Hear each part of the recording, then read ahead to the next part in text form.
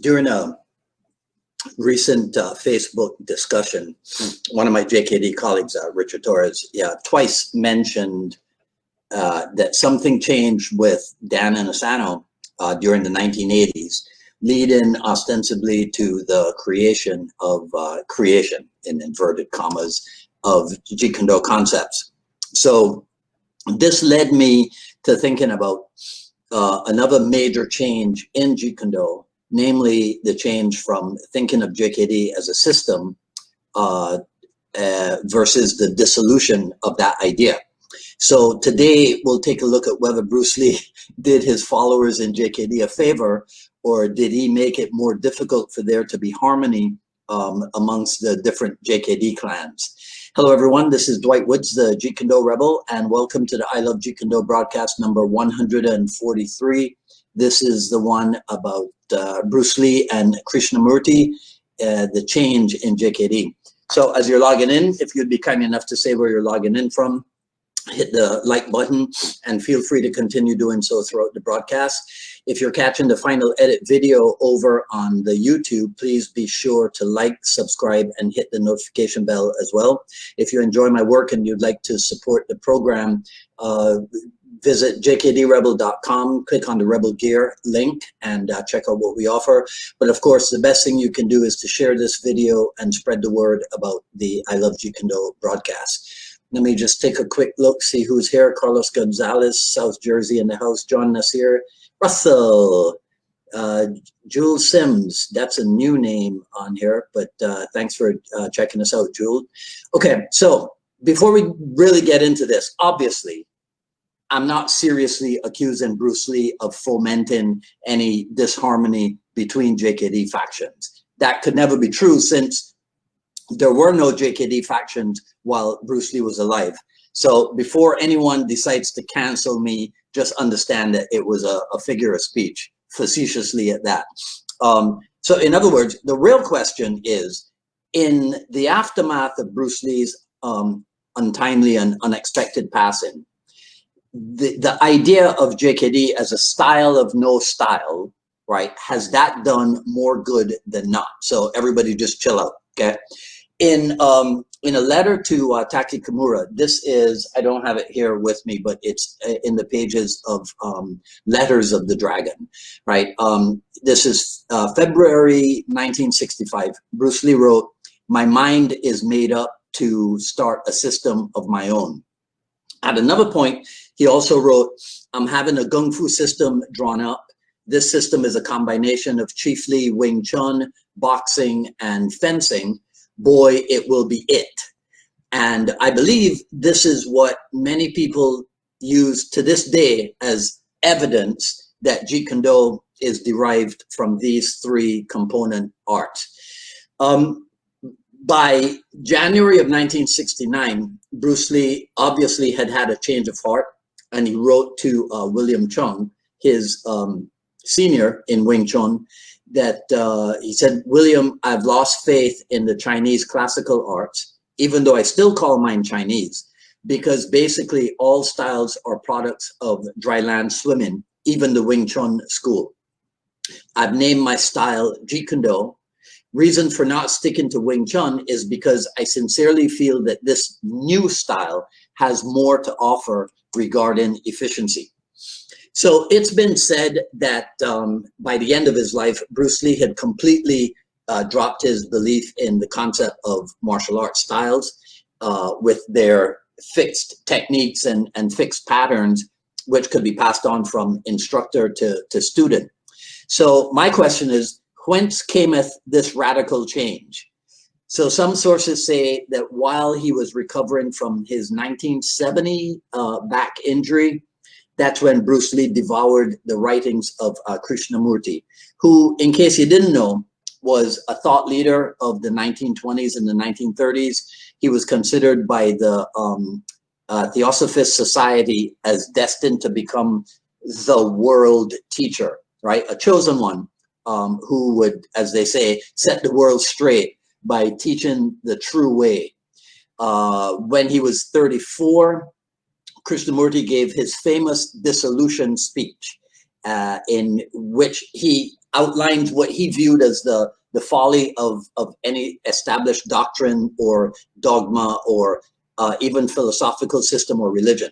Right, so here's a little bit from his dissolution speech. I maintain that truth is a pathless land, and you cannot approach it by any path whatsoever, by any religion, by any sect. Truth, being limitless, unconditioned, unapproachable by any path whatsoever, cannot be organized, nor should any organization be formed to lead or coerce people along a particular path.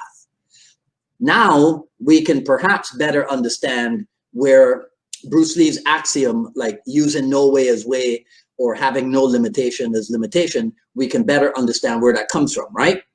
As we know today, it was around that time, 1970, that Bruce Lee disbanded the Junfan Kung Fu Institutes. And according to Sifu Dan, he told him, you know, take the most dedicated people from the Chinatown school and train them in your backyard.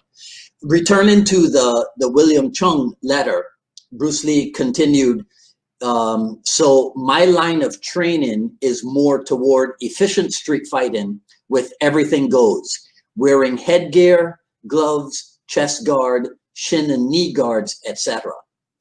Now, this is probably why some people say that even though other people had been mixing the arts for quite some time, no one did it so elegantly as did Bruce Lee.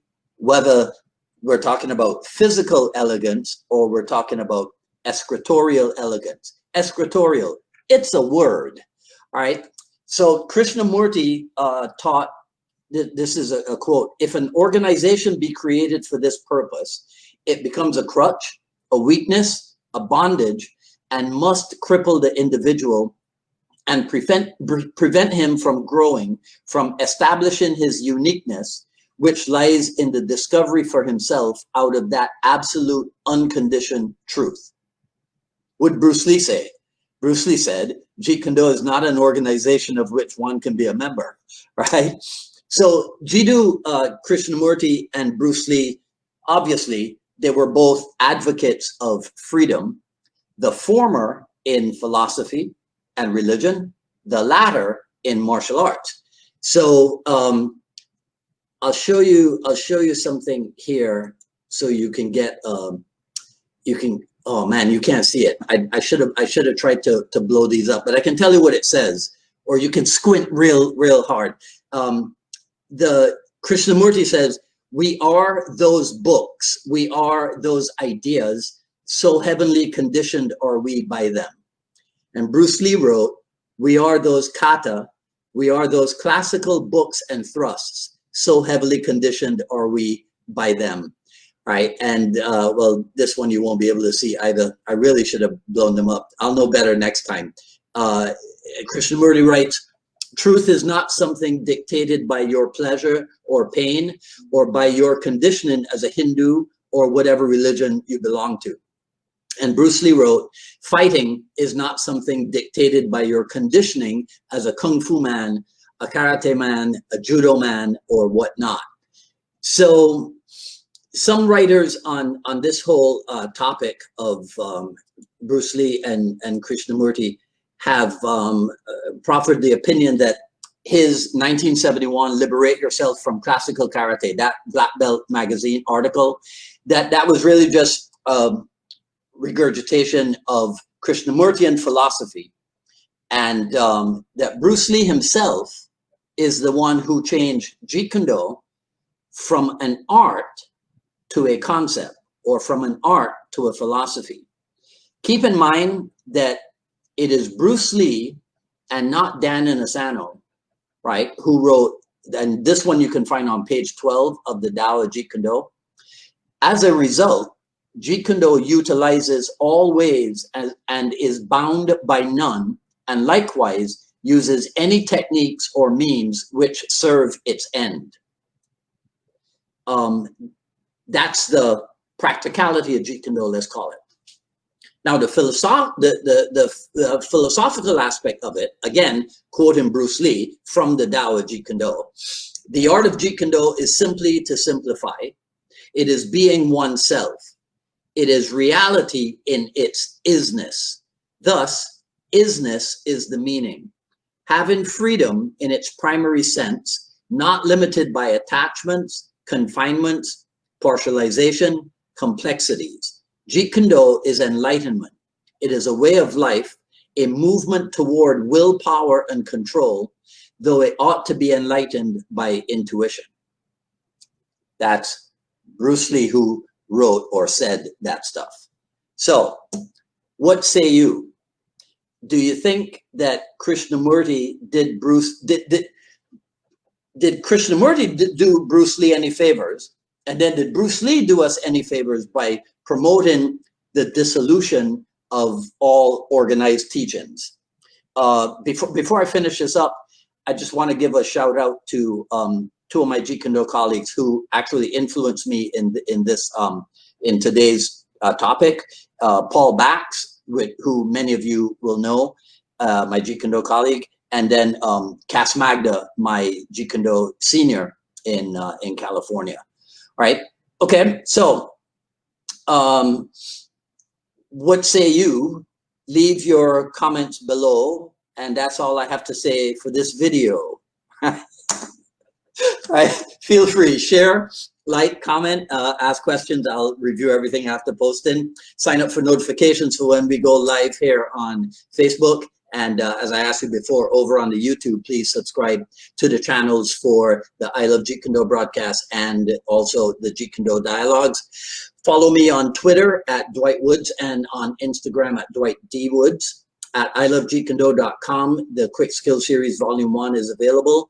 Coming up on Friday, August 28th, Jeet Kune Do Dialogues episode with Bill Matucci. Bill is a Ted Wong Jeet Kune Do student, and so he will be on with me at 6 p.m. We will be live on Facebook. We might be on Zoom, but we should still be live on Facebook. All right, today is a red day. There you go. Right, and so I'll see some of you on Friday at 6 o'clock for Bill Matucci. The rest of you, I'll see hopefully next Wednesday for another issue of the I Love Jeet Kune Do broadcast. This is Dwight Woods, the Jeet Kune Do Rebel, signing off. You guys enjoy the rest of your evening. If you're out there in Texas, in the Galveston and Louisiana area, and what have you, be careful with this upcoming storm. Right, take care. I'll see some of you guys pretty soon. Talk soon. Take care. Peace.